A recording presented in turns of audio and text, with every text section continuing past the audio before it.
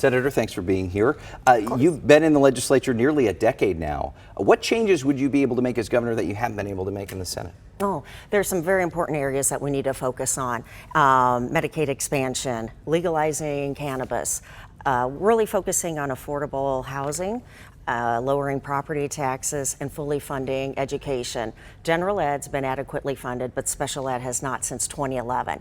And that is a critical area that we must focus on. So to me, those are the areas that are of utmost importance. Really, it boils down to affordability issues for working Kansans. You mentioned Medicaid, and Governor Kelly has tried and tried and tried and tried again to get this over the finish line in a supermajority legislature.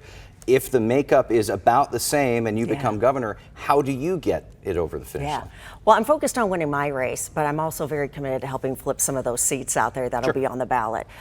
Because you're right, there's been some obstruction there in terms of trying to get Medicaid expansion forward. I did help get it passed in the House and Senate back in 2017. I was a co-founder of the Women's Bipartisan Caucus. We're the group that put together the bill that ended the Brownback experiment. From there, a number of us went to work on Medicaid expansion, got it passed. Then Governor Brownback vetoed it, and I think we fell 2 votes short of overriding that veto. And to your point, we've been basically stopped from bringing it forward since that time. But I do see a path forward on this issue. And like I said, part of it boils down to helping flip some of these seats that'll be on the ballot this fall. And there's some dynamics changing inside the Capitol, too, in terms of staffing and other issues, and getting some of those advocates back to work on the issue. So, like I said, I do see a path forward. Either way, you'd have to work with Republicans. How do you foresee that happening? Oh, yeah, here's the thing. I'm the most successful Democrat in the Senate in terms of getting my bills implemented and initiatives implemented. And actually, I'm more successful than 90% of the Republicans. So I think maybe my background helps me. I grew up on a farm. I'm from a military family and a union family. It's a lot of points of connection. I can work with a lot of different people. So I have found ways to be able to find those areas of commonality, find things that we can work on, and deliver great, impactful results for Kansans. And so I will continue doing that. What I won't do, though, is I won't compromise principles. I will work to persuade people to get them on board with important issues for our Kansas voters and our constituents. But like I said, I'm not going to compromise principles. You mentioned affordability. That's a major issue right now facing voters. How do you tackle that for voters, for constituents, while also being mindful of state revenue and trying to keep the budget intact? Absolutely. So you're right, affordability is an issue. I've done over 70 town halls across the state. It's a question that comes up, the issue that comes up that I hear from voters. And usually the question is this: we're in an affordability crisis. What is the legislature doing to help us? And unfortunately, we haven't seen much help. There's a supermajority of Republicans that could deliver on some of these issues, but we haven't seen it happen. So really it comes down to a few different issues like property taxes, housing affordability. And here's the thing, on property taxes in particular, we've seen some bills brought forward over the past few years. A lot of those are just gimmicks and Band-Aids. Doesn't get to the core issue. And the core issue is the fact that on the state level, we are obligated to fund education. It's our primary responsibility. So we're supposed to fund general education. We're constitutionally mandated there. We're federally mandated to fund special education.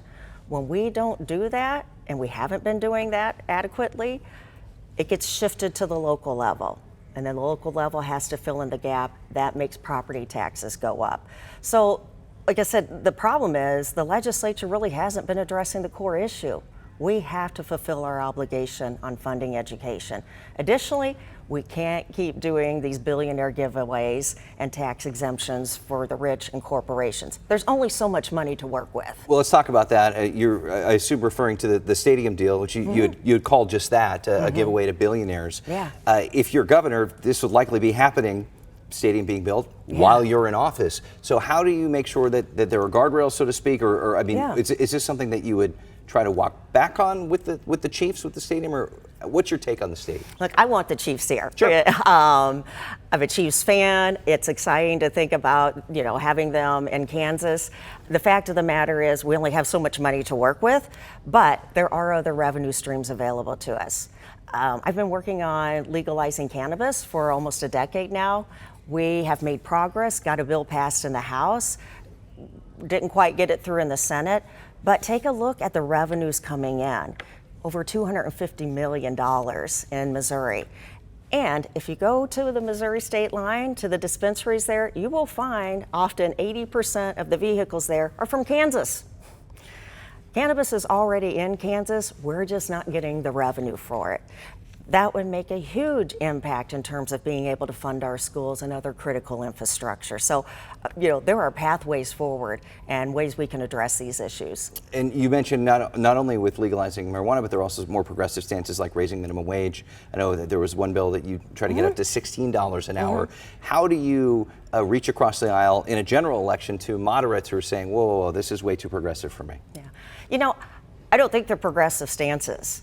When over 75% of the population supports things like Medicaid expansion, legalizing cannabis, raising the minimum wage, those are mainstream issues.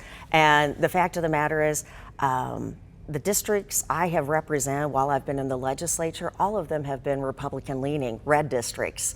They wouldn't keep re-electing me if I was extreme or too progressive for them. So again, it's a matter of finding areas where we have commonality and working towards getting good policy in place. And again, like I said, the majority of Kansans support these issues that I'm on board with. It's helping working families. It's not extreme, it's mainstream. When we talk about the Chiefs Stadium deal, is there anything that you would do differently moving forward?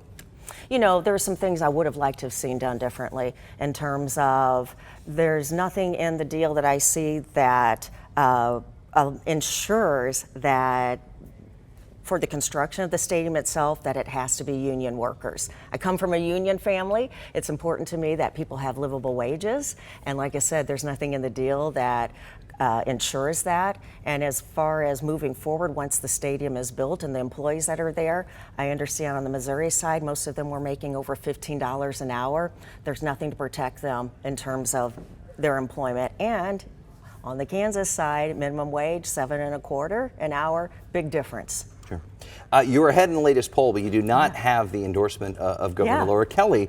She backed one of your opponents and doubled down recently, even in a TV ad. Have you talked to the governor at all about this, and how does that affect strategy in your campaign? Hasn't affected us at all. The fact of the matter is, we've agreed on a lot of different policies, but, an area of difference is some of these corporate billionaire giveaways. That's an area where I differ. I'm going to continually work to fight for the people of Kansas in their best interest. And like I said, that's where my focus is.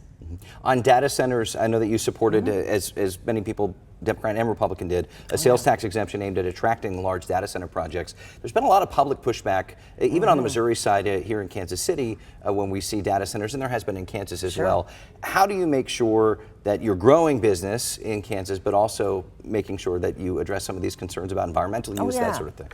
Well, the fact of the matter is, my understanding is the industry can make these data centers more efficient when it comes to water usage, electricity usage. But if we don't require them to, they're not going to, because it cuts into the profit margin. And make no mistake about it, these are very profitable companies, billionaire companies, tech companies. They can make these enhancements, but if we don't require them to, they're not going to. So I'm happy to say, I issued a call for a moratorium to ensure the guardrails are put in place in terms of water usage, electricity usage, and again, to ensure that local labor is used on the construction and union labor. Because otherwise what we see happening is we see these companies bringing in crews, construction crews from out of state.